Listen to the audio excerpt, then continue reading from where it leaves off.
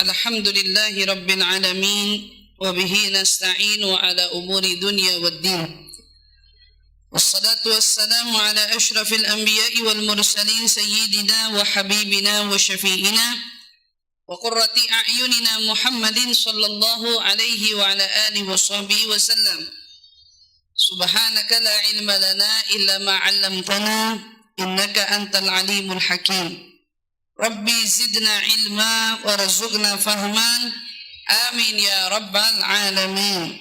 Allahumma inna nas'aluka ilman ladunni wal bishraba safiyal hani ya wahab ya ghani. Allahumma inna nas'aluka ilman ladunni wal bishraba safiyal hani ya wahab ya ghani. Allahumma inna nas'aluka ilman ladunni wal bishraba safiyal hani ya wahab ya ghani. Alhamdulillah thumma alhamdulillah. Limpahan syukur bersama-sama mari kita panjatkan kehadirat Allah Subhanahu wa taala. Siang hari yang penuh barokah ini alhamdulillah Allah kumpulkan kita kembali di dalam Pondok Pesantren Al-Wasatiyah. Pimpinan daripada Al-Mukarramah Ustazah Ibu Hajah Naimah. Mudah-mudahan Allah panjangkan umur beliau beserta anak cucu mantunya, insya Allah selalu dijaga oleh Allah Subhanahu wa taala. Begitu juga anak-anak didiknya, mudah-mudahan menjadi anak-anak yang mendapatkan ilmu yang bermanfaat fid dini wad dunya wal akhirah. Dan juga para jemaahnya yang pada hari ini hadir, segenap para tetamu yang hadir, mudah-mudahan datang ke sini kita dengan membawa segenap hajat, kita pulang hajat-hajat kita telah dikabulkan oleh Allah Subhanahu wa taala. Dan tentunya mudah-mudahan kita semua menjadi golongan orang-orang yang mendapatkan ilmu yang bermanfaat. Jadi bermanfaat di dunia sampai di akhirat. InsyaAllah amin, amin ya rabbal alamin. Kalau bicara tentang wanita, hakikatnya wanita ini makhluk Allah yang begitu unik luar biasa. Kenapa saya katakan unik, Bu? Karena rasa-rasanya kehancuran itu ada pada genggaman tangan wanita dan juga keberhasilan sekaligus ada pada genggaman para wanita. Ada sebuah kutipan seorang ulama berkata, al-mar'ah imadul bilad. Katanya wanita itu tiangnya negeri. Kalau wanitanya baik, maka satu negeri itu akan baik. Tapi kalau wanitanya hancur, rusak, buruk, maka senegeri itu akan hancur, rusak, buruk. Clear banget tuh. Kita bukan lagi ngomongin rumah, ini negeri.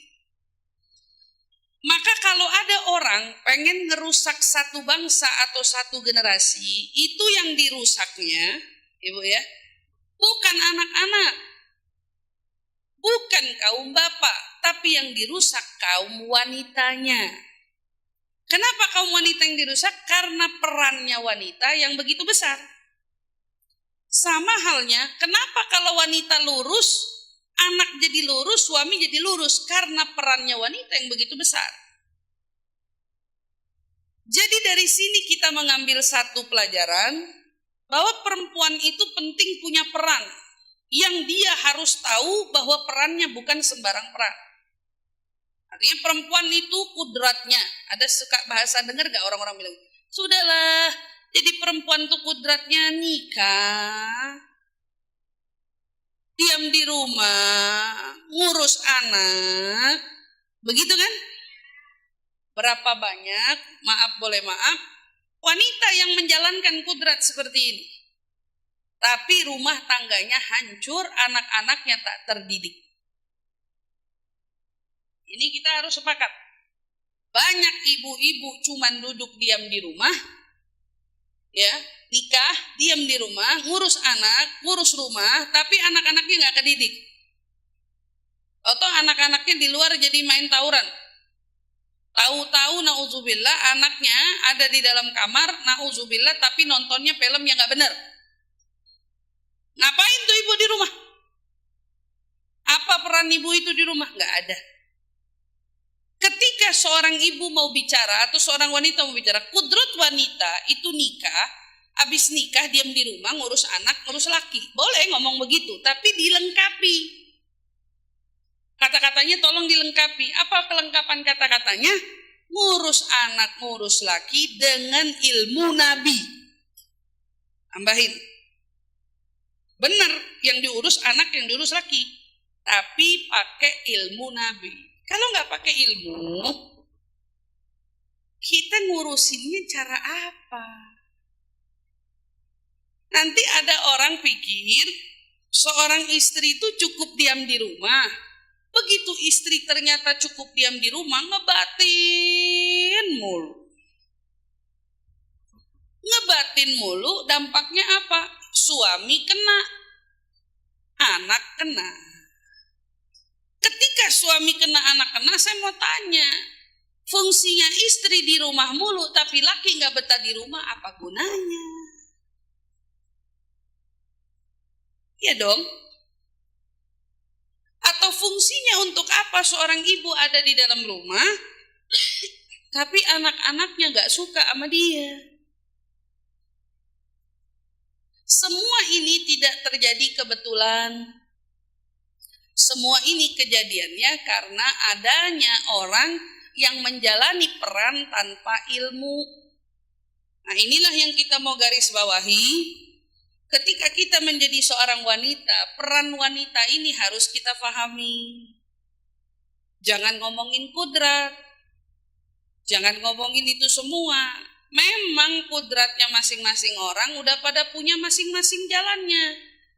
Tetapi hari ini tugas kita bukan lagi bicara kodrat, tapi kita bicara bagaimana kita selaku wanita tahu tanggung jawab kita. Dan tahu sebahaya apa kita. Kalau kita benar dampaknya apa? Kalau kita ngaco dampaknya apa? Perempuan kalau benar bakal jadiin apa? Kalau rusak bakal ngancurin apa? Itu harus tahu. Maka hari ini tajuk kita atas permintaan Ibu Naimah. Bu Haji Naimah minta Ustazah tolong sampaikan kepada jamaah di majelis saya, tajuknya wanita penyejuk jiwa. Insya Allah, karena kebetulan bahas wanita penyejuk jiwa ini sudah pernah juga kita bahas di tempat yang lain. Dan mungkin sebagian yang hadir setidaknya kurang lebih punya gambaran itu semua. Tapi mungkin banyak yang baru-baru. Nah, untuk yang baru-baru gimana? Satu, kita harus lihat ayat Allah yang bunyi Bismillahirrahmanirrahim. Wa min ayatihi an khalaqa lakum min anfusikum azwajan litaskunu ilaiha wa ja'ala bainakum mawaddatan wa rahmah.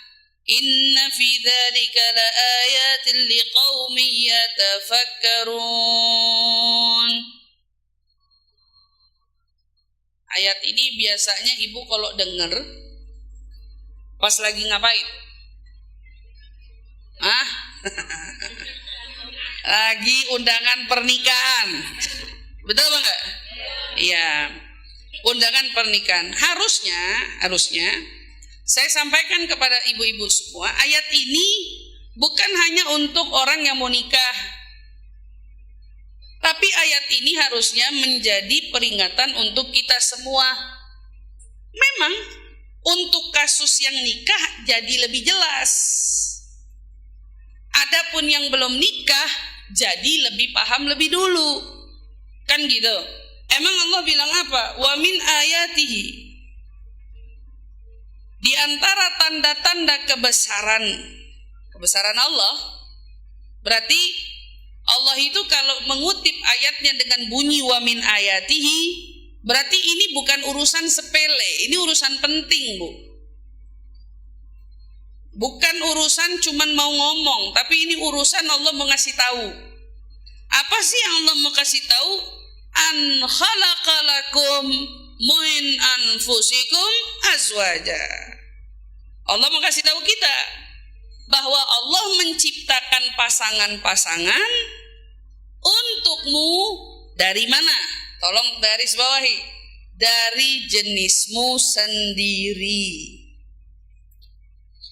Berarti Bu, yang disebut dengan pasangan dengan istilah tulang rusuk yang hilang, atau dengan istilah bahasa dia soulmate-ku, bahasanya gitu ya, atau bahasa lain yang bahasa Indonesia dia belahan jiwaku, atau separuh jiwaku, atau apapun itu, poinnya satu, dari jenismu. Hari ini kalau saya mau kaitin ya, ibu lihat suami teledor, itu karena ibu teledor. Ya, kan dari jenismu. Kalau ngomong jenis bukan cuma manusia ketemu manusia, berarti termasuk karaktermu. Makanya saya selalu bilang, kenapa sih orang tuh kalau ngomongin jodoh yang enak-enak doang? Giliran yang satu doyan telur, yang satu doyan telur, emang kita jodoh. Bahasanya begitu kan? Iya kan? Begitu yang satu bilang, aku kalau sumpek senengi jalan-jalan, sama emang kita jodoh. Tapi coba urusan yang lain. Saya itu kalau lagi marah pengennya teriak. Apa itu dia doang? Tidak. Bisa jadi kamu juga sama. Jodoh gak harus selalu hal baik. Jodoh itu bisa jadi juga yang disebut dengan matching. Match itu gak selalu hal positif, bisa jadi hal negatif juga. Jadi kalau hari ini kita belajar satu kesimpulan pertama, Bu, apapun yang kamu lihat buruk dari pasanganmu itu boleh jadi hasil dari perbuatanmu. Jadi seenggaknya belajar di awal jangan gampang menuding. Jadi orang tuh jangan gampang menuding. Ya, oh ini Ustazah siapa yang ngomong? Allah yang ngomong gitu. Karena dia berhasil diambil, diciptakan Allah dari jenismu. Kalau istilah bahasa jenis kita, jenis mulutnya rame, dapat suami mulutnya belum tentu. Biasanya apa? Kalau suaminya diem, istrinya rame, itu karena suaranya kesirep diambil istrinya semua. Ada istri bilang begini nih, saya bingung sama suami saya, kalau di rumah nggak pernah tuh cerita kayak lagi ngumpul sama teman-temannya. Kalau mau ngumpul sama teman-temannya rame banget suaranya, nguci banyak banget dia. Saban diajakin pulang, ntar dulu. Giliran sampai di rumah nggak kedengeran tuh suaranya. Bukan nggak kedengeran, ketutup sama suara ibu. Ketutup suaranya, bukan nggak kedengeran. Iya kan? Iya, saya kemarin belum lama habis baca satu berita. Ceritanya wanita Pakistan menikah. Nah, di sana itu masih adat istiadat perjodohan tuh kental banget kalau di India sama di Pakistan. Perjodohan tuh masih sangat kental. Walhasil singkat cerita, baru nikah 4 hari diceraiin sama tuh perempuan. Bayangin yang menggugat cerai perempuannya. Ibu tahu alasannya apa? Begitu ditanya, kenapa ceraiin suamimu? Karena terlalu pendiam. Kata istrinya bilang begini, kata si perempuan yang menceraikan bilang gini, saya tidak dapat membayangkan sepanjang hidup saya akan kuhabiskan bersama dia yang gak punya kata-kata. Jadi dia udah 4 hari berasa ada yang gak beres, ceraiin katanya dia. Tapi itu benar apa tidak? Apakah masalah dalam rumah tangga ketika tidak ada sesuatu yang kamu rasa sesuai dengan yang kamu mau, berarti ujung akhirnya harus udahan gitu? Saya mau bilangin sama yang nikah dan yang mau nikah, berusahalah menanamkan satu prinsip dasar. Apa itu? Apapun yang terjadi, tidak ada kata usai antara kita. Bila punya masalah, yuk hadapi sama-sama. Jangan pernikahan jadi percobaan. Kalau orang-orang zaman sekarang begitu. Ya udah kita jalanin aja dulu. Kalau di tengah jalan ternyata kita nggak cocok, kita udahan. Enak banget begini. Kamu artikan bahasa ijab qabulmu itu apa? Kamu artikan pernikahan ini apa gitu? Ini harus disimpan baik-baik ya. Maka pertama poin, berarti bisa jadi sifat yang kamu lihat ada pada sosok pasanganmu itu karena ulahmu. Kalau dia keras kepala, mungkin ada mungkinnya ya. Bukan sepenuhnya saya salahkan kita perempuan. Mungkin ada hal yang membuat dia makin keras kepala. Buktinya, ini buktinya Bu. Ada seorang anak tumbuh besar dengan orang tuanya, selama orang tua besarin dia, gak pernah nurut, susah dibilangin. Giliran ketemu istrinya, menikah, bisa nurut. Nah, ada apa gerangan? Kok bisa?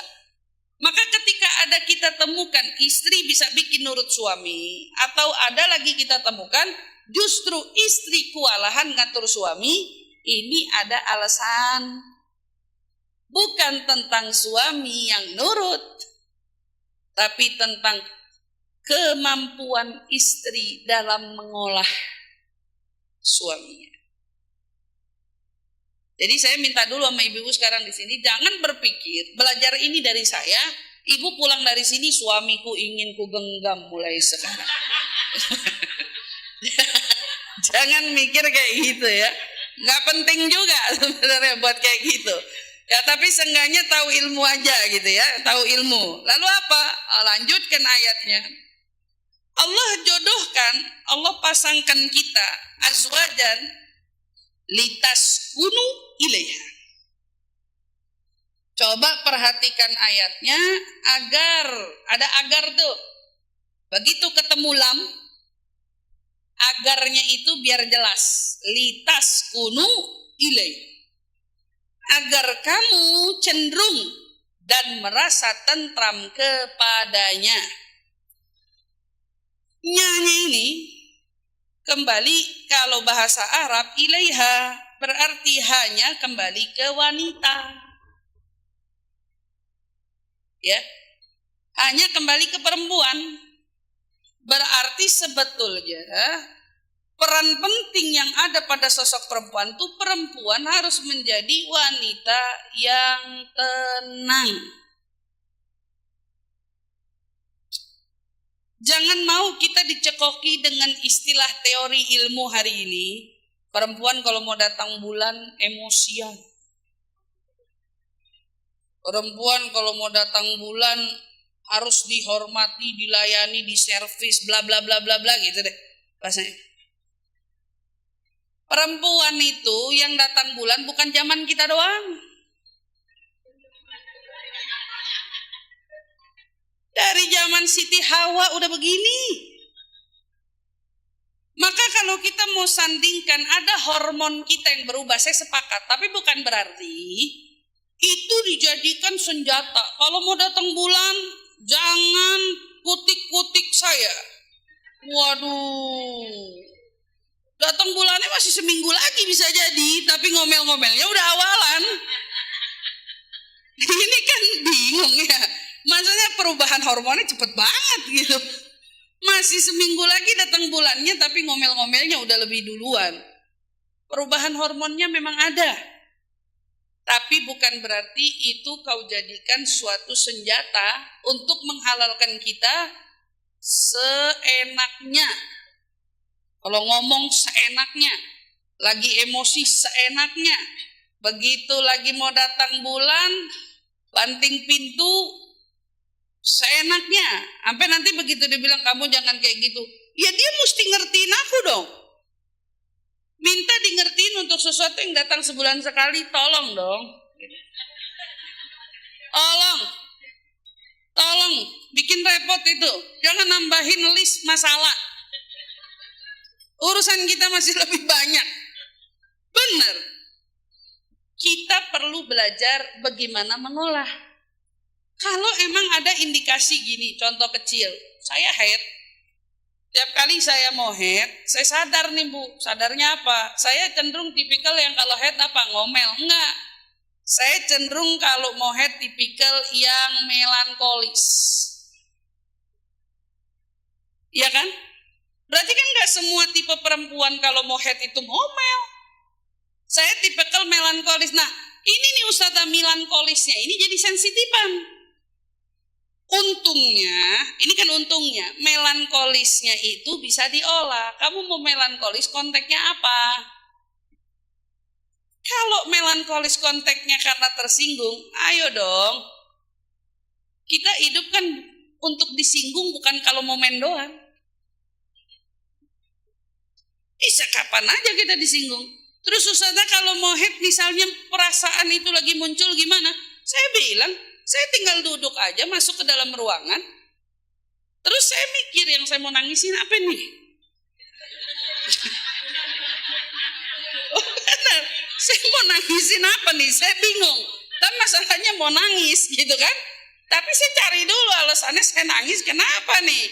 Saya nangis untuk apa? Bukan tiba-tiba nangis nggak jelas, nggak enak banget begitu. Oh enggak, saya nyari dulu alasannya. Apa nih yang bikin saya nangis? Oh ya udah, saya cari-cari. Saya udah lama nih kayaknya nggak nengokin kuburan ayah saya. Nangis deh saya.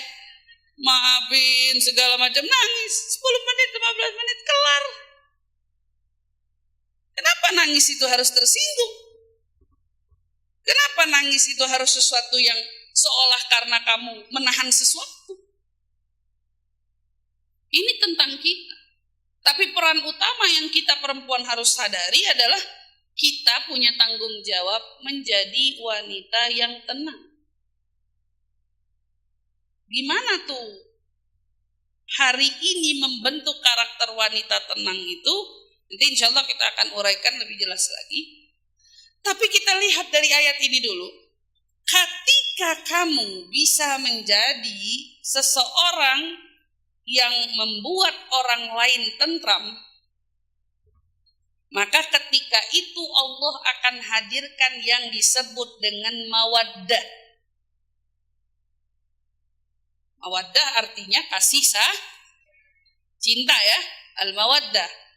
Ketika mawaddah sudah ada, maka muncullah rahmah. Yang disebut rahmah itu cinta, sayang. Rahmat itu sayang. Jadi kalau orang hari ini nikah, sibuk nyarinya yang dicinta di awal. Biasanya ketika menikah, banyak urusan yang membuat rasa cintanya memudar. Ya. Tetapi ketika menikah yang dicari Allah, ketika yang dicari Rasulullah, ketika menikah yang dicari agama untuk menyempurnakan ibadahnya, maka yang akan dia dapati hal yang berbeda. Apa itu? Allah hadirkan ketika kamu mampu menjadi penentram dia, penyejuk jiwa baginya, maka Allah akan datangkan cinta di antara kamu dan dia. Kalau sudah datang cinta, enggak apa cukup sampai di situ. Oh tidak, cinta tuh naik turun. Yang sifatnya tidak naik turun adalah rahmah. Rahmah tuh enggak naik turun. Sayang itu biasanya perhatikan. Orang awal-awal nikah nih pasangan-pasangan muda, itu yang muncul kelihatan cintanya. Makanya disebut bucin. Iya kan? Bucin. Lagi sedang-sedangnya. Bawaan mau deket terus. Mau kemana-mana bareng terus. Itu Bu. Kalau cuman itu yang jadi pondasi, itu akan pudar. Yang bikin gak pudar apa? Rahmah. Ketika ada rahmah, itu sampai tua Bu. Yang istri kalau mau jalan mikirin suaminya udah ditinggalin makanan apa. Si suami mau makan telepon istrinya dulu, aku mau makan, kamu udah makan belum? Aki-aki sama nenek-nenek begini. Udah langka kan? Langka. Ibu masih punya peluang menciptakan itu di hari nanti. Sama pasangan begitu. Jadi begitu pasangan, bukan kayak zaman sekarang. Pasangan yang satu cowok sama cowok jalan sendiri, senang-senang sendiri, istri kagak diajak. Ntar kebalikan gitu juga, istri jalan-jalan, suami bengong aja di rumah.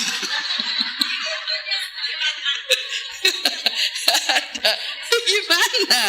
Ayo, nanti karena polanya udah kebiasaan kayak gitu, ntar begitu dia jalan berdua main lihat-lihatan doang. Gak pernah soalnya, bingung dia, karena suaminya kalau nyari senang sama teman-temannya, begitu juga kebalikan, istrinya begitu nyari senang sama teman-temannya. Nanti begitu di rumah main lihat-lihatan, apalagi yang paling krusial ketika anak-anaknya mulai masuk ke jenjang pernikahan.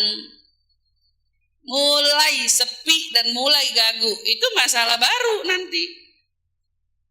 Nah, kita mau jaga itu. Jadi sebenarnya urutan dari sakinah, mawaddah, warahmah itu udah bener banget. Cinta bisa pudar, adapun rahmat tidak. Ketika rahmat itu ada, rahmat inilah juga yang membuat kita menjadi wanita muda memberi maaf. Makanya ibu perhatiin deh, kenapa perempuan sekarang tuh anti maaf. Saya mah jujur, saya nggak tahu ada apa dengan masalah wanita hari ini. Yang saya tahu wanita itu luas sekali maafnya. Tetapi entah mengapa hari ini perempuan seolah menjelma menjadi sosok wanita. Ketika kamu melakukan satu saja kesalahan, tiada maaf bagimu. Belajar sama siapa ini? Saya nggak tahu itu gurunya siapa itu. Karena ketika kalau perempuan bisa ngomong tiada maaf bagimu, saya rasa sosok kewanitaannya itu sudah hilang. Wanita nggak gitu soalnya. Kenapa wanita yang diperkenankan menjadi ibu untuk melahirkan? Karena dialah yang paling akan mentolerir kesalahan anak-anaknya nanti. Begitu juga peran seorang wanita itu, kenapa dibuat sama Allah sebegitu tangguhnya? Karena dia akan menghadapi mungkin banyaknya kesalahan-kesalahan yang dihadapi oleh suami. Tapi intinya ketika wanita menjelma menjadi seseorang, ada beberapa kesalahan yang aku mampu tolerir, tapi ketika kesalahan itu aku sudah tidak lagi mampu mentolerirnya, ini nih saya tidak bilang salah, tetapi coba kembali ditelaah. Karena sejatinya rasa sayang dan rahmat di hati kita tuh luas. Kita itu gak bisa jadi orang yang menyimpan kemarahan sedemikian rupa tuh gak bisa. Gak bisa. Ya, pokoknya kalau ada perempuan segitu kejamnya tuh bingung kita. Bingung sekali gitu ya. Kok bisa ada perempuan setega itu? Misalnya kan gitu. Kenapa? Karena rata-rata perempuan tuh gak punya tega yang semacam itu tuh gak. Perempuan tuh rahmat luas banget. Masya Allah. Dan kita ingin kembalikan diri kita seperti ini. Kita perlu menjadi wanita tenang. Kalau sudah menjadi wanita tenang, otomatis ibu mau jadi duduk siapa? Jadi istri, jadi teman, jadi saudara, jadi sahabat, jadi anak ibu yang bakal paling dicinta. Gak banyak-banyak tuh. Bukan karena ibu pinter ini, pinter itu. Ibu cuman jadi sosok tenang doang. Tenang doang. Maka di situ inna fi dzalika laayatil liqaumi yatafakkarun. Maka Allah jadikan bahan ini sebagai bahan renungan kita. Karena Allah katakan ini adalah satu tanda-tanda yang benar di antara kebesaran Allah bagi orang yang berpikir. Kalau mau mikir, kamu bakal tahu alasan ini. Tapi kalau kamu gak mau mikir, kamu anggap ini cuma omongan firman Allah begitu aja lewat. Tapi kalau kamu mau berpikir, kamu akan berpikir lebih dalam lagi bahwa perempuan ternyata perannya, tugasnya tenang. Tenang. Jadi gini, ada satu pandangan dari salah seorang psikolog ya, dokter psikolog bilang gini, kalau perempuan itu gelisah, perempuan marah, perempuan gelisah, jauh dari kata tenang, maka suaminya 2 kali gelisah, suaminya 2 kali marah. Tapi, anaknya 3 kali marah. Anaknya 3 kali gelisah. Jadi kalau kita perempuan lagi gelisah, lagi nggak tenang, lagi nggak nyaman, itu kan yang paling pertama kena dampratnya tuh suami kan. Nah masalahnya begitu suami dapat respon begitu, penolakan dia 2 kali ke kita. Makanya dibilang suami marahnya 2 kali. Ya, marahnya 2 kali. Nah, begitu ibu dan ayah dilihat oleh anak jauh dari kata tenang, berantem mulu. Ya. Anaknya 3 kali rusaknya. 3 kali gelisahnya, 3 kali marahnya. Makanya kadang ke orang tuanya tantrum, di luar juga tantrum. Nah inilah yang terjadi di era kita hari ini. Banyak anak-anak yang tidak terkendali baik di dalam rumah maupun di luar rumah. Ternyata bukan ada masalah pada anak, masalahnya ada pada orang tuanya. Orang tuanya ini beranjak, maaf kalau kita lagi bicara di forum wanita ya Bu. Wanitanya kehilangan ketenangan. Dan nanti jangan dibalik, ya jelas Ustazah kita hilang tenang, orang suami kita gak nenangin. Kan gitu kan? Iya orang suaminya gak nenangin Bu. Skill menenangkan bukan suami yang pandai menenangkan. Jadi kalau ibu minta suami nenangin ibu, ibu udah minta kepada sesuatu yang udah salah dari awalnya. Nah, yang benar itu kamu yang nenangin suami, bukan suami yang nenangin kamu. Saya kasih contoh kecil, lagi naik mobil sama suami nyetir kan. Kesabaran kita mungkin dengan dia di kendaraan itu lebih banyakkan sabarnya wanita. Dia nggak macet, rungsing,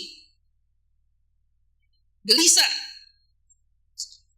Begitu ada main kebut-kebutan atau disalip, nggak terima.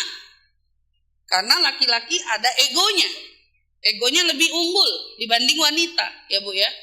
Ketika situasi seperti itu, yang harus nenangin itu siapa? Apa yang terjadi seringkali istri bukan nenangin, istri ngomelin. Loh ya, istri bukan nenangin, istri ngomelin. Orang begitu mobilnya suami disalip ya, diselip orang. Suaminya ngejar kan, istrinya di sebelah. Begitu aja diladenin. Ibu kira dia reda tuh, makin Bu,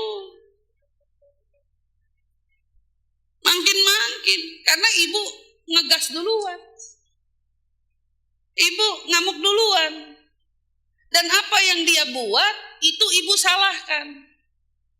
Orang laki nggak bisa begitu, mau nenangin itu bukan bahas topik itu. Mau nenangin itu pegang pundaknya. Sabar Pak, nanti kamu sakit. Apa jadinya aku kalau nggak ada kamu?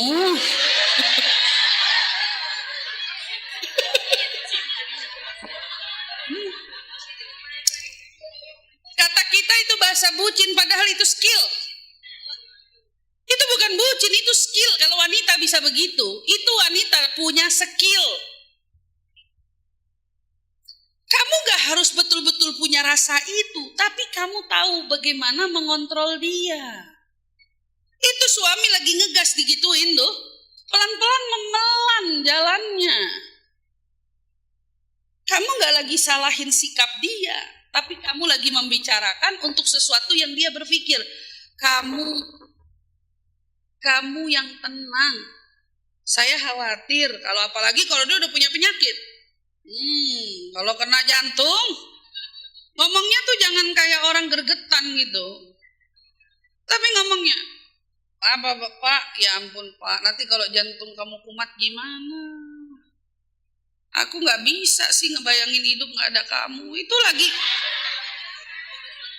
ngegas itu pelan itu jadinya.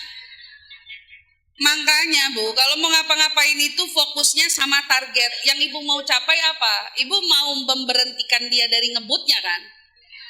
Ya udah, jadi fokus sama berhenti ngebutnya. Mau caranya bucin ke apa ke, pinter-pinterin, kita punya kemampuan. Ini enggak. Perempuan hari ini nuntut diberi bunga, lalu menuntut kata-kata indah dari suaminya. Tapi maaf, indah itu sejatinya ada pada kita. Kita tidak indah hanya karena bunga. Kita juga tidak menjadi siapa hanya karena kata-kata. Tapi kita itu akan ditentukan siapa sesungguhnya bila keindahan itu betul-betul ada pada diri kita. Jadi kalau suami hari ini gak bawain kamu bunga, gak jadi masalah, orang bunganya kamu kok.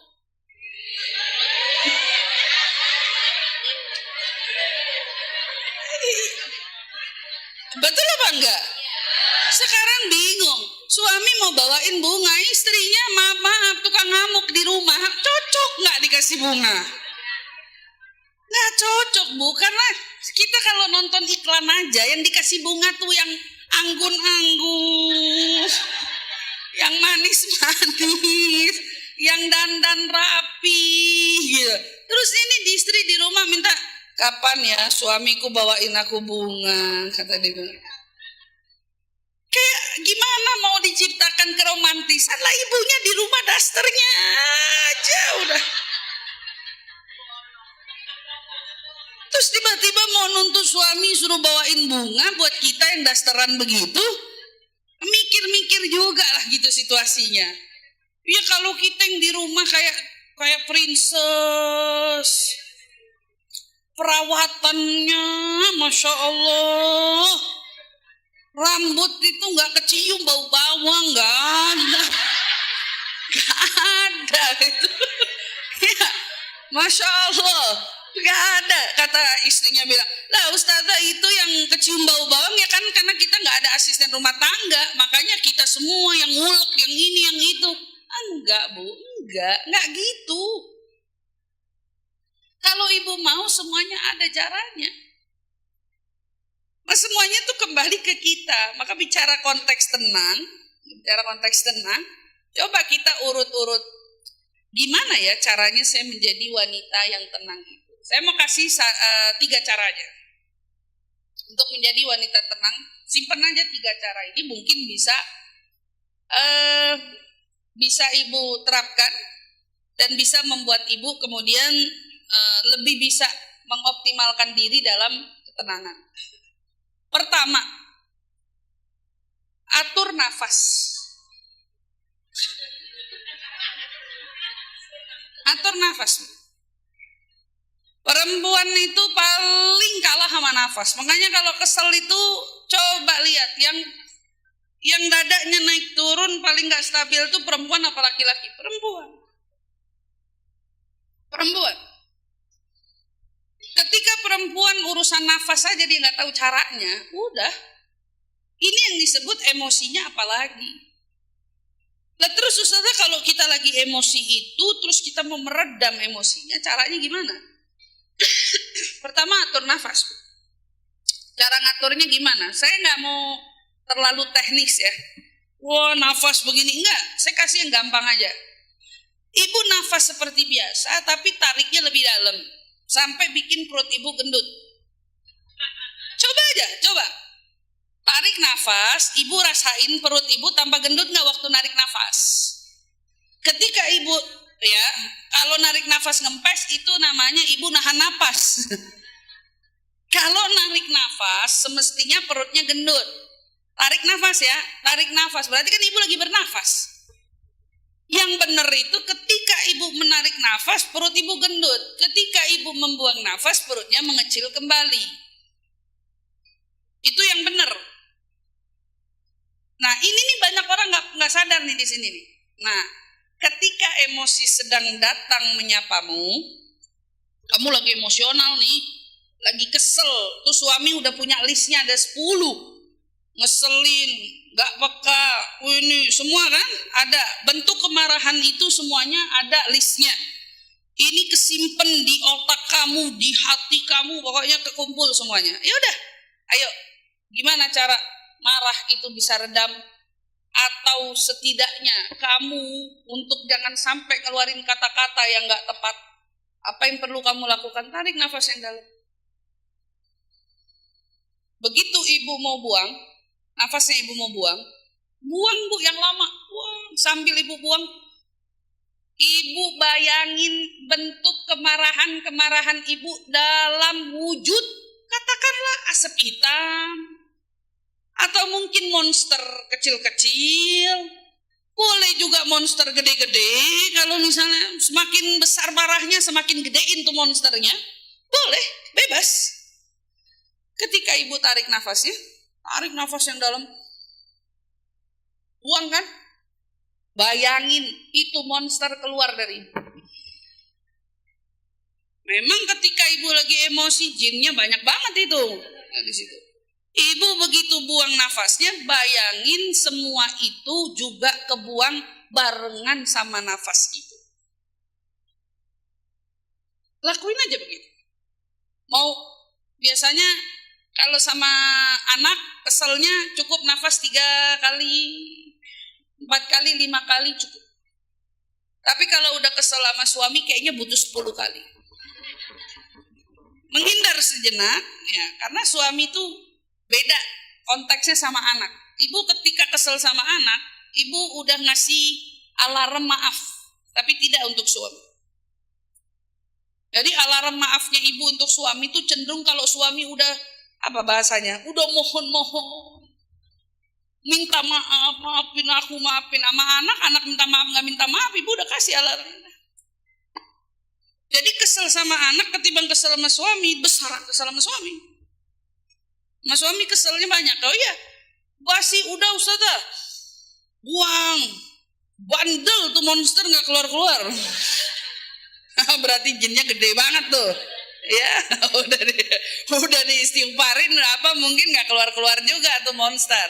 Nah, terus diapain ustazah kalau udah kayak gitu? Udah kayak gitu nggak bisa, ibu wudu. Wudu ini kan Nabi yang ngajarin. Ibu wudu. Ibu wudu, sambil wudu itu yang saya minta ya. Sambil wudunya itu, ibu membayangkan apa yang ibu basuh di wajah, di tangan, di telinga, di kaki. Bayangkan pula emosimu saat itu bersih. Itu yang paling penting. Biasanya kan karena orang wudhu-wudhu doang, tapi dia tidak menghadirkan bayangan itu di dalam pikirannya, maka seolah-olah apa yang menjadi bebannya, masalahnya itu enggak. Opsi ketiga, kalau sampai ternyata udah narik nafas, udah wudhu, emosi enggak redam juga, sholatlah 2 rakaat. Ketika sujud, bayangkan ya Bu, semua bebanmu rontok. Semua yang membuatmu marah rontok. Lalu ketika itu bayangkan kamu sedang diberi reward. Allah kasih kamu balasan berupa pahala yang tak terhingga. Gara-gara apa? Gara-gara kamu berusaha membuang emosi kemarahan itu.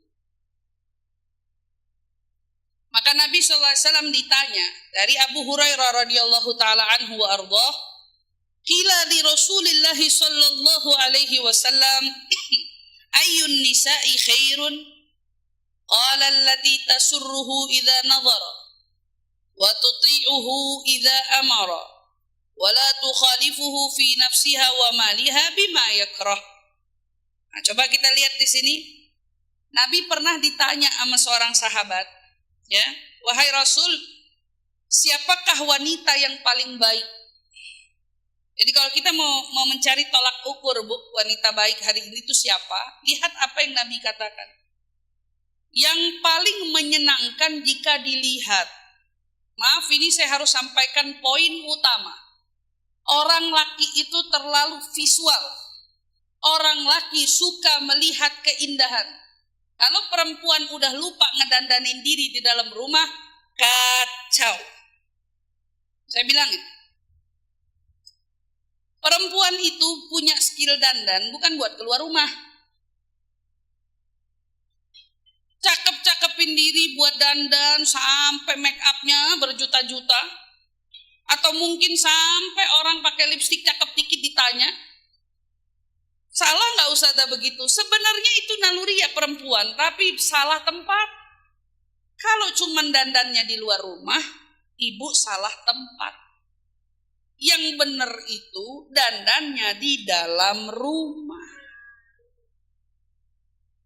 Jadi minimal gini loh, Bu, kalau orang tua kita dulu, orang tua saya selalu ngingetin, minimal, ini minimal.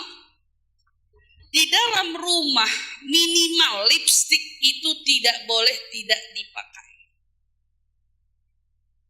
Minimal. Ayo. Ini enggak ribet banget di rumah aja pakai lipstik. Satu. Kedua, rambut itu jangan terbiasa dikuntal. Ini makin apa namanya itu? Enggak, ini kan rambut dikuntul berapa putaran, nggak tahu itu sampai. Visualnya laki-laki ini kenapa disebut rambut mahkota? Untuk kamu gerai di depan dia. Jujur. Catatan ya, ini untuk kamu yang tinggal sama yang muhrim saja. Kalau ada ipar di situ nggak boleh kayak gitu. Akhirnya nanti bulan depan atau kajian selanjutnya nanti bahasnya ipar adalah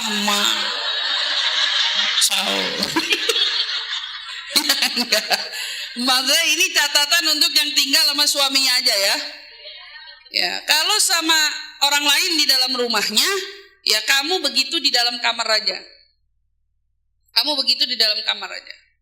Artinya di mana batas ruang lingkup antara kamu dan dia, ya di situ kamu harus berhias seperti itu. Kedua, berarti rambut digerai. Kalau dibutuhkan memang perlu diwarnai, warnai. Ini kebanyakan, maaf, ini karena banyak kasus ya Bu ya. Perempuan itu nggak suka sama uban, tapi ketika nggak suka ditutupi warna hitam, maka hukumnya dosa. Jadi kalau mau ditutupi ubannya, tutupi dengan warna lain. Waduh.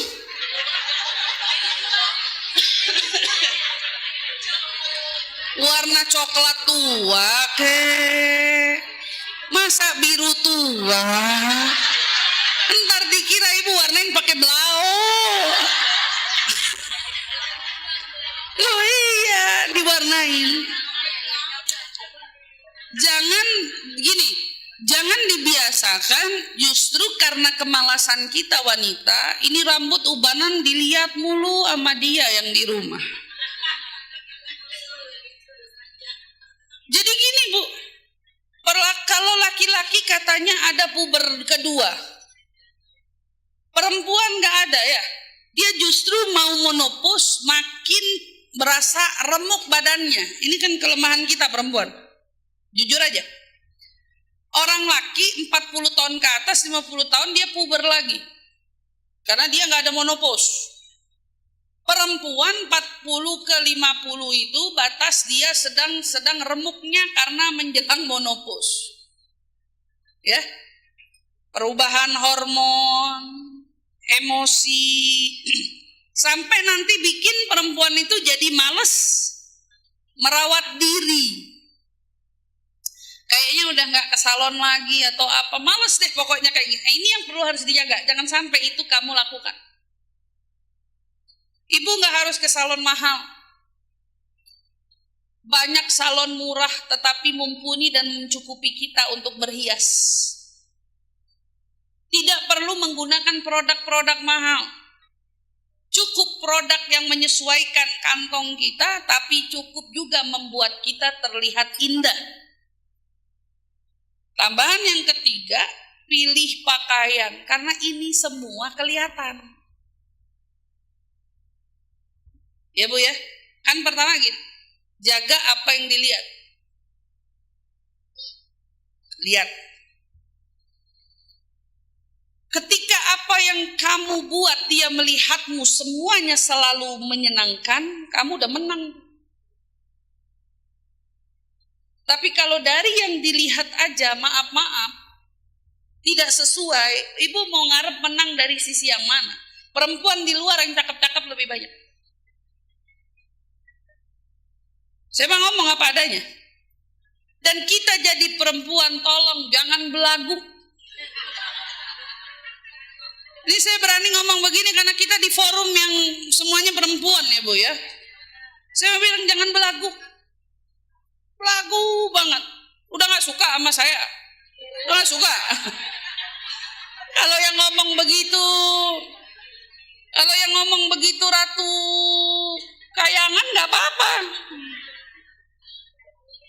Maaf, yang kadang-kadang yang bicara yang di rumahnya nggak punya tata rias yang baik dalam tatanan rias wajah, baik rambut, baik pakaian, tapi ngomongnya belagu banget.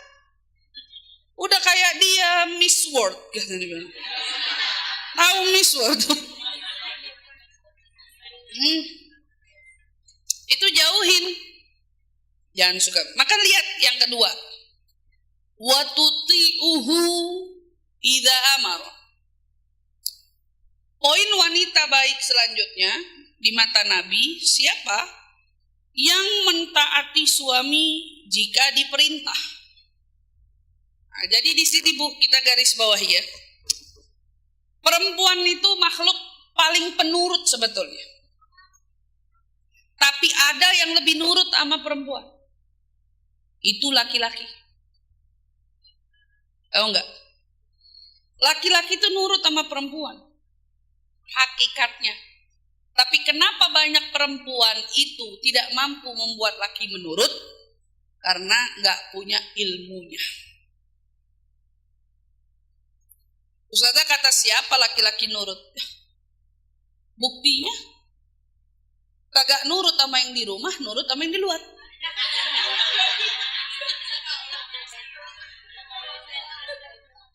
Maaf, saya harus bilang begini. Yang jadi pertanyaan, kenapa nurut sama yang di luar, kagak nurut sama yang di rumah? Yang di luar punya ilmu, yang di rumah kagak. Maafin, itu kenyataan. Waktu itu idza amar, maka saya mau kasih cara sama ibu-ibu. Nurut sama suami itu gimana sih konteksnya? Gini. Kalau dia nyuruh, jangan di depan. Kalau dia nyuruh, iya aja. Iya aja. Jangan terbalik. Masa kita yang mau digituin? Jadi kalau suami kebanyakan sama istrinya, nanti jangan lupa ya pulang bawain ini. Ya. Dikerjain kagak? Iya kan? Kalau suami udah iya mulu, itu berarti dia udah pusing sama omongan kita. Itu jujur. Itu udah pusing berarti. Makanya iya doang. Tapi kenyataannya gak direalisasiin sama dia. Berarti kita udah terlalu banyak pesan itu. Ya. Makanya cuman kalau ngomong dikit aja udah jawabannya iya. Udah iyanya gak enak tuh. Ibu mestinya udah peka. Kenapa nih laki saya ngomong dikit, iyanya panjang banget. Berarti bukan dia yang salah. Kita lagi banyak merintah. Psikologi dia gak suka diperintah. Dan pernah perintah suami. Kalau mau, minta tolonglah dengan manja sama suami. Itu yang benar. Nyuruh gak boleh. Kamu nanti jemput aku ya, dijemput tapi ke kesel. Kesel, Bu. Kamu nanti jangan lupa ya, itu rumah kerannya rusak, rapiin, ngoceh panjang banget. Dikerjain, Bu, tapi kesel. Jadi gak suka. Tapi kalau ibu ngomongnya pakai bahasa manja, ya, Pak, yang, ying,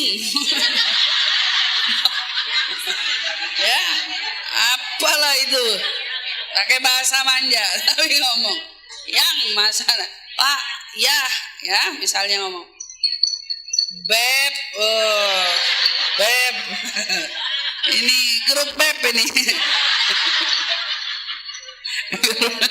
Manggil suaminya Beb. Ya, kalau pas ada kata-kata manja, yang, Beb, Pak, ya, misalnya, bilangnya apa? Dari kemarin aku mandi gak enak, kerannya rusak, benerin dong. Itu dongak jalannya. Berasa dibutuhin sama istrinya. Nah, beda, Bu. Ini soal apa? Ntar soal apa, ntar belakang baru saya kasih tahu. Nih, berarti besok kalau disuruh sama dia, jangan debat. Kamu makanya pakai baju ini aja. Orang aku nggak suka, jangan suruh-suruh deh. Perempuan lebih pinter. Mulai dah tuh. Nggak enak tuh begitu. Iyahin aja. Iyahin. Kamu nanti begini, iya. Ntar jangan lupa begini, iya. Bang, aku izin besok mau pengajian Bu Naimah. Nggak boleh? Iya. Lah Ustazah, iyahin. Iya dulu. Iya dulu. Iya. Nggak boleh? Iya. Ya, aku izin besok mau pergi sama teman-teman aku ke sini. Enggak? Iya. Oh, kamu nggak izinin? Oke. Kalau kamu nggak izinin, selangkah aku nggak akan keluar. Bener. Selangkah nggak bakal keluar. Udah, bikin deh chat temen, telepon gua. Kenapa? Telepon aja. Telepon. Temen telepon. Maafin aku nggak bisa pergi nih. Iya, suami aku lagi belum mau ditinggal. Iya, titip salam aja deh sama Bu Haji Naimah, maafin ya gitu. Pula-pula alasannya apa ya? Aduh, bilang apa ya? Ya udah bilang aja tugas suami gitu. Itu biar diem tuh. Wah, hatinya berkecamuk, merasa bersalah. Itu ibu matiin telepon, dia bilang, kamu mau pergi?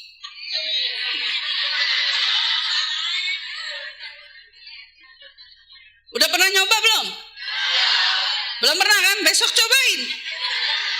Buktikan ucapan saya. Bener, besok cobain. Besok cobain begitu. Aku daripada didebatin, aku gak enak sama Bu Naimah. Mau ngomong apa? Tetangga kok bikin acara gak didatengin. Makin-makin. Surga kamu di mana? Jadi yang kadang memancing suami untuk bertutur kata atau melontarkan kata semacam itu pemancingnya kita sebetulnya. Tapi kita nggak nyadar. Surga ente adanya di mana? Kamu nggak usah kebanyakan ngaji. Surgamu itu cuma bakti aja sama suami. Padahal untuk hal kecil. Makanya jangan pernah didebat, diiyahin dulu. Untuk nanti bikin alasan, bikinlah alasan yang cantik untuk dia berpikir. Atau langsung bilang, ya udah aku nggak pergi, tapi bantuin aku dong mikir alasannya apa. Bantuin. Aku bingung mau ngechat apa, kamu bantuin dong mikir. Nah suami tuh gengsi. Apalagi kalau udah dibawa-bawa nama dia, nggak diizinin suami, hatinya gengsi. Nggak mau, dia soalnya suami mau punya citra itu baik di mata orang lain. Jadi kita yang cantik. Maka di sini Nabi bilang wa tuti'uhu idza amar, perintah apapun datang dari dia, iya. Iya, wala tukhalifuhu fi nafsiha wa maliha bima yakrah. Diingetin, tidak menyelisihi suami pada diri. Jangan pernah kritik dirinya suami tuh, tingkah laku. Ya kamu tuh kalau ngomong tuh depan orang bisa nggak? Ya kamu tuh kalau pakai baju begini model bisa nggak? Kalau mengeritik gak bakal didengar, yang ada dia sakit hati. Yang ada dia merasa tidak dihargai dan tidak dicintai. Terus ustazah, saya mau diamin suami saya pakai baju gak nyambung begitu. Saya kan juga malu jadi istrinya. Apa kata orang saya bukan istri yang pandai ngerawat dia dong kalau kayak gitu. Gak gitu konteksnya, caranya Bu. Ada caranya. Ketika ibu melihat suami pakai baju yang ibu mau kan, ibu udah siapin baju yang pengen ibu dia pakai, ya, itu bukan dia suka. Mungkin hari pertama baju ibu dilewat, tapi besok ibu siapin lagi. Setiap kali dia pakai baju, puji dia. Masya Allah, cakep banget. Apalagi kalau ditambahin ini nih. Kayaknya yang paling ganteng se-RT ini kamu doang. Iya, kasih tambahan buat saya doang. Untuk saya aja. Wah, itu kepercayaan diri, Bu. Kata-kata ibu yang seperti itu, ibu gak akan pernah ngebayangin telah masuk ke dalam hati dia melebihi kata orang wanita lain manapun. Karena dia merasa diterima. Ini yang kebanyakan terjadi. Suami merasa tidak diterima di dalam, makanya dia ngerasa keterima di luar. Makanya kita perlu belajar. Saya sebetulnya kasihan sama wanita-wanita hari ini. Menyikapi orang lain dari misalnya suku yang berbeda, latar belakang yang berbeda, itu pasti punya tantangannya sendiri. Tapi semua akan menjadi ringan kalau kita mau belajar. Kalau kita mau belajar. Ketika kita mau belajar, mau bertahan, mau bersabar, semuanya selesai. Makanya Nabi pesenin apa? Tidak menyelisih suami pada diri, pada hartanya. Jangan pernah debatin harta. Ngomongin harta itu ranah sensitif. Makanya Islam itu ngasih peringatan sama istri, jangan suka iseng buka dompet suami. Dilarang kan? Maksudnya bukan tentang dompet, tapi rasa fudul ingin tahu lebih tentang sumber penghasilan. Jadi gini Bu, ketika ibu tidak menjadi orang yang terlalu dalam ingin tahu, dia yang justru menjadikan kita orang yang paling dipercaya dia untuk mengelola keuangan dia. Tapi ketika ibu semuanya mau cari tahu, ini larinya kemana, kamu kemana ini, ke itu, segala macam. Dia yang paling bakal jadi pembohong untuk ibu. Aturan gajinya 5 juta, bilangnya ibu 3 juta. Karena otaknya laki itu selalu mikirin cadangan. Kalau ada apa-apa nanti gimana. Jadi dia belum ada apa-apa, itu 2 juta udah jaga-jaga. Mendingan kagak ngomong daripada ngomong. Itu sudah naluriahnya. Jadi sebenarnya kalau hari ini ada orang curhat ke saya, Ustazah, suami saya bohongin apa? Ya dia ternyata Ustazah selama ini gajinya gak jujur sama saya. Itu udah biasa.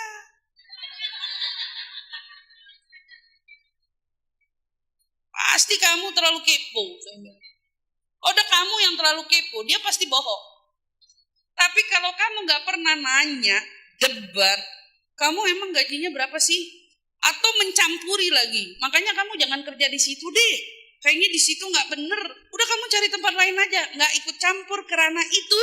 Kamu bakal jadi orang yang paling dipercaya. Ini gajiku, simpan, kelola, dan lain sebagainya. Kalau pokoknya uang tuh mau dikeluarin sama dia, apalagi untuk hal kebaikan, untuk keluarga, jangan pernah ikut campur. Ini enggak, mertua dikasih berapa mau tahu, saudara perempuan dikasih berapa mau tahu, cuman hanya menambah kerugian kita. Dan lebih parahnya kerugian secara emosional rumah tangga kita. Rumah tangga kita yang jadi gak baik. Dia hilang respect sama kamu. Itu harus dijaga. Dari sumber semua ini, coba kalau ibu perhatiin, tadi kan saya bilang kalau dilihat enak, kalau disuruh manut, tidak mendebat, gitu ya. Ini ciri-ciri wanita tenang apa wanita kalang kabut?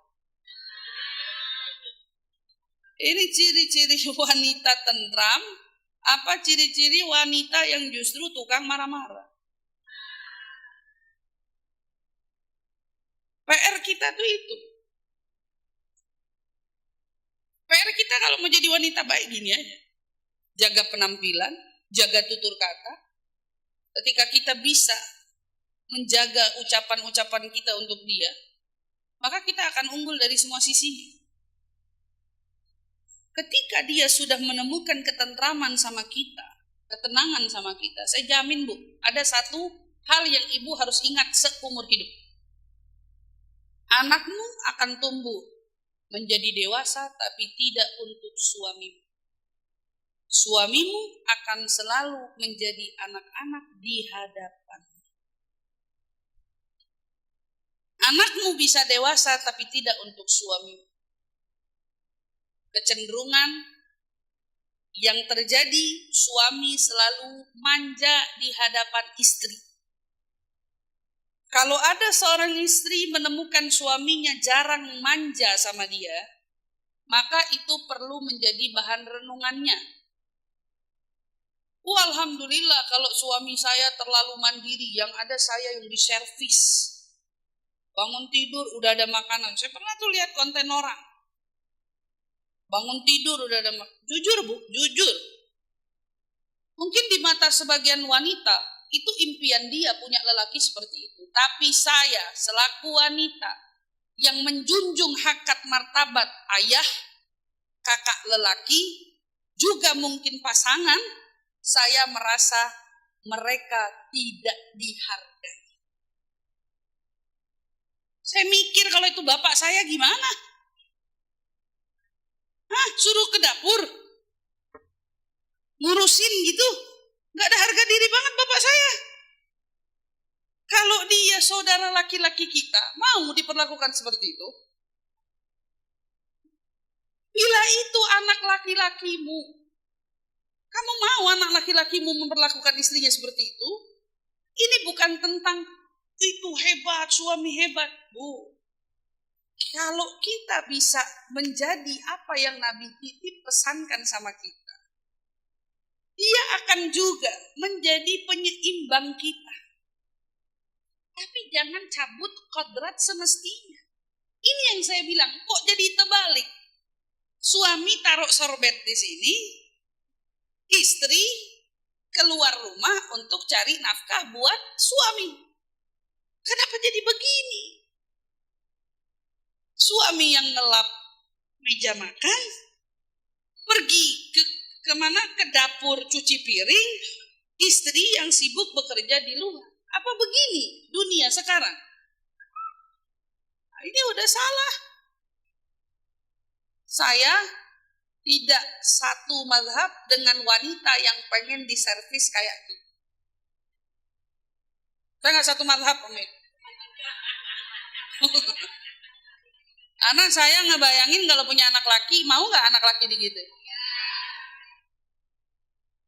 Tapi kalau sesekali, ya wajar Bu, wajar. Atau mungkin sesekali suami kita bantuin di dapur nyuci piring, wajar. Nabi pun begitu kok.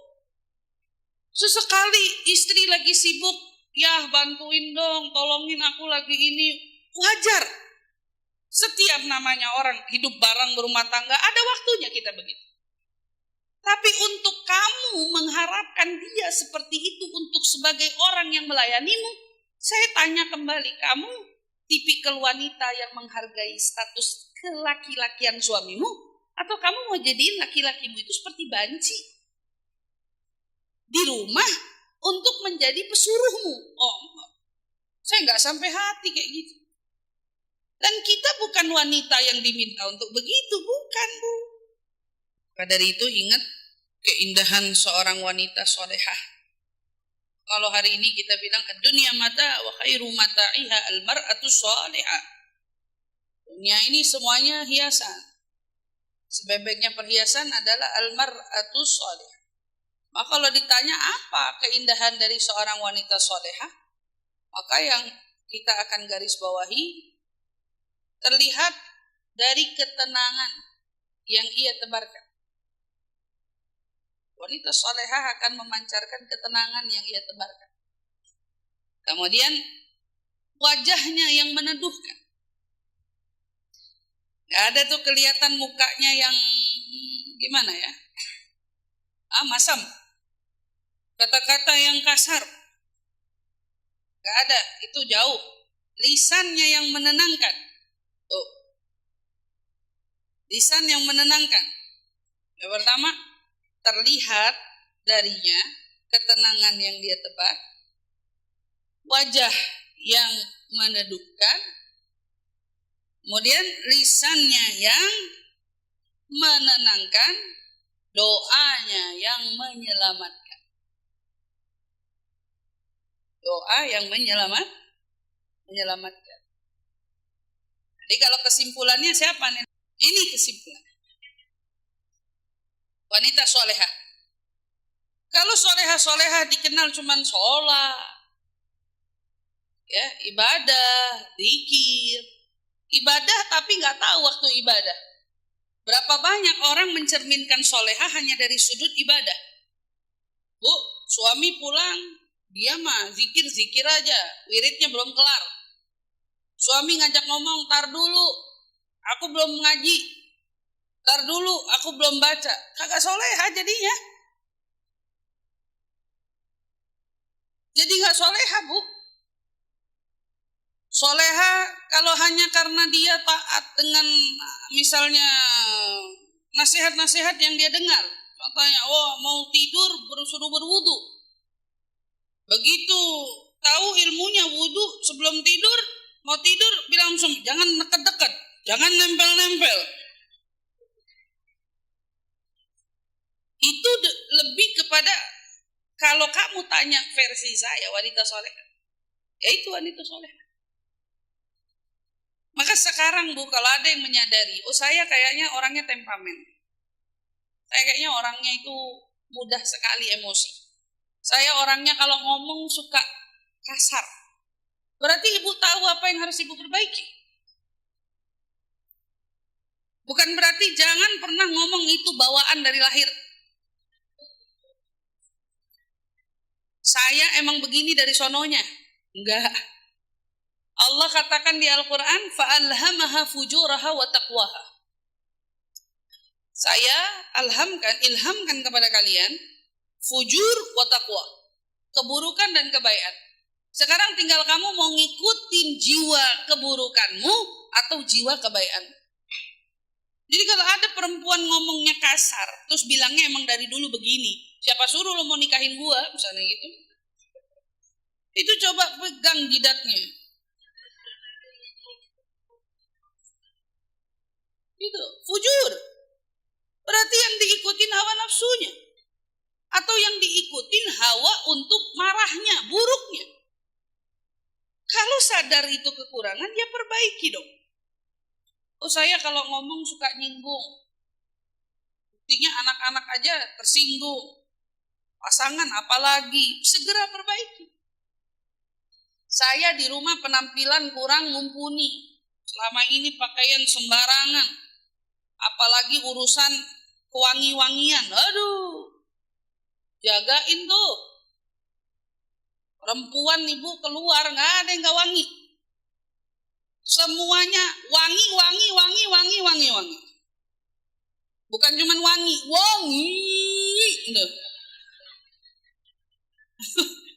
Di luar. Nah, kalau di rumah baunya bawang, bingung Bu. Sama satu tuh tambahan. Kita perempuan demen banget sama minyak angin. Pusing dikit minyak angin. Pusing dikit kerokin. Iya, pusing bau yang begitu-begitu. Orang laki gak suka Bu.